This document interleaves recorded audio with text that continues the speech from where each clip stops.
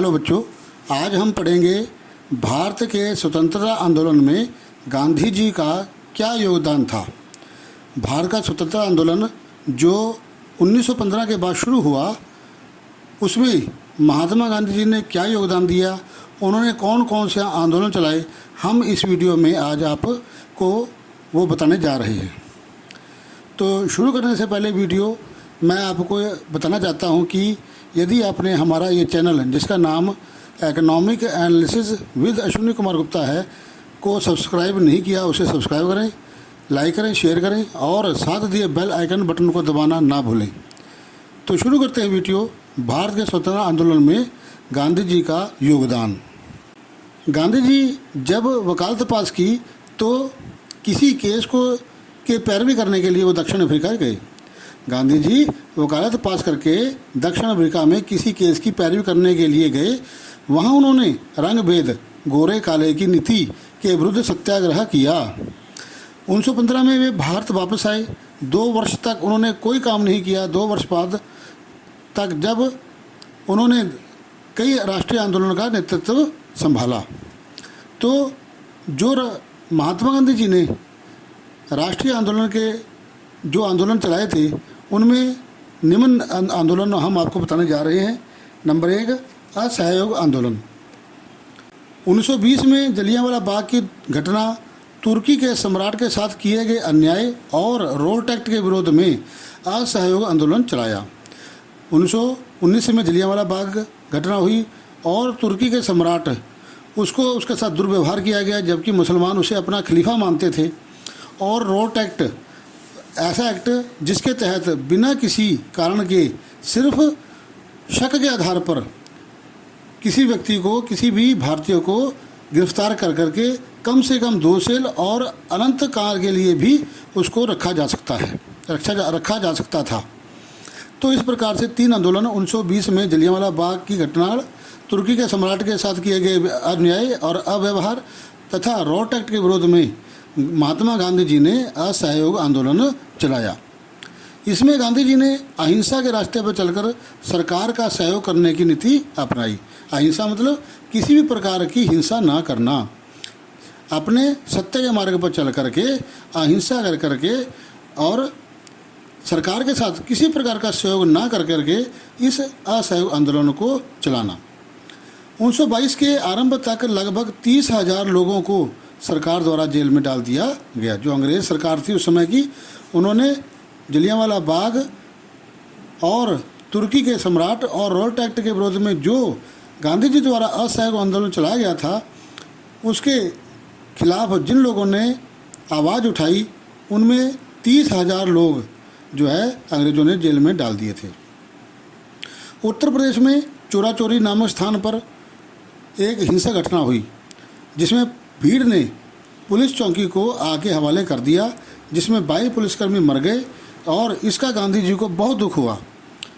तो उन्होंने अपना आंदोलन वापस ले लिया, क्योंकि ये एक हिंसक घटना थी और जो महात्मा गांधी जी थे वो अहिंसा के पुजारी थे, सत्य को बोलने वाले थे। इसलिए उनको ये देखा नहीं गया, उनका मन बड़ा अशांत हुआ, दुखी हुआ और इस घटना, चोरा चोरी नामक जो हिंसक घटना के बाद जो महात्मा गांधी जी ने अपना आंदोलन को वापस ले लिया। दूसरा आता है सविनय अवज्ञा आंदोलन। 1929 में लाहौर अधिवेशन में जवाहरलाल नेहरू के नेतृत्व में कांग्रेस ने पूर्ण स्वराज्य का प्रस्ताव पारित किया। 1929 में लाहौर अधिवेशन में सविनय अवज्ञा आंदोलन का लगभग शुरुआत हो गई थी। तो उसमें क्या हुआ कि गांधी जी ने 31 जनवरी 1930 को सरकार के सामने 11 मांगें रखी। 31 जनवरी 1930 को सरकार के सामने, अंग्रेजी सरकार के सामने 11 मांगें रखी, जिसको सरकार ने मानने से अस्वीकार कर दिया, इनकार कर दिया। तब गांधी जी ने सविनय आंदोलन चलाया। गांधी जी ने 12 मार्च को अपने 78 अनुयायियों के साथ नमक यात्रा आरंभ की। यह यात्रा साबरमती में गांधी जी के आश्रम से शुरू होकर 240 किलोमीटर दूर दांडी नामक तटीय स्थान पर समाप्त होनी थी। गांधी जी ने 24 दिन 10 किलोमीटर की प्रतिदिन यात्रा की गांधी जी जहाँ पर रुकते वहीं लोगों की भीड़ उनको सुनने के लिए पहुँच जाती। 6 अप्रैल को वह दांडी पहुँचे और समुद्र का पानी उबालकर नमक बनाना आरंभ कर दिया। यह कानून का उल्लंघन था। यहीं से सविनय अवज्ञा आंदोलन की शुरुआत हो गई। 1931 में गांधी इरविन समझौते से इस आंदोलन की समाप्ति हो गई। तो सविनय अवज्ञा आंदोलन सब विनम्रतापूर्वक किसी भी प्रकार की आज्ञा ना मानना, इसको कहते हैं सविनय अवज्ञा आंदोलन। जो गांधी जी ने नमक यात्रा शुरू करके नमक बना करके कानून का उल्लंघन करके सविनय अवज्ञा आंदोलन का शुभारंभ किया था।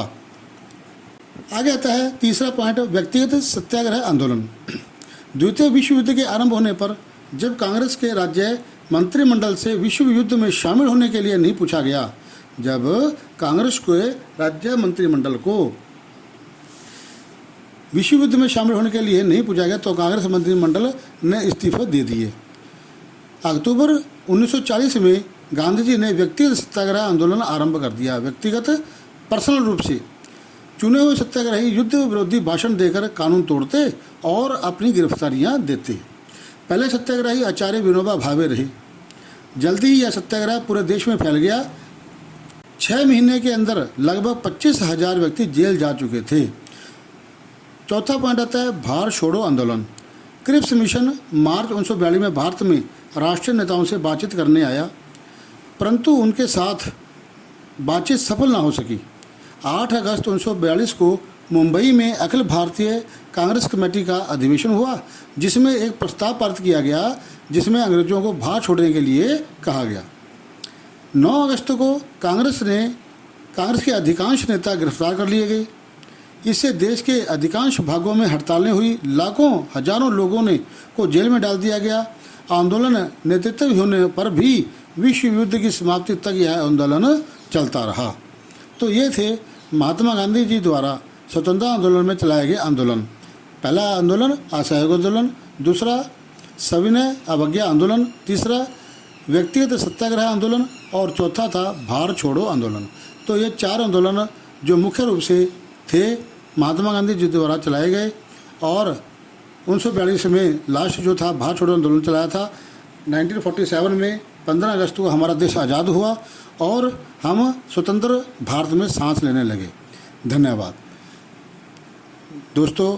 अगर आपको मेरा ये वीडियो पसंद आया है तो मेरे इस चैनल को, जिसका नाम economic analysis with Ashwini Kumar Gupta है, को सब्सक्राइब करें, लाइक करें, शेयर करें और साथ दिए बेल आइकन बटन को दबाना ना भूलें, ताकि आपको मेरे आने वाले नए वीडियो नोटिफिकेशंस आपको मिलते रहें। धन्यवाद।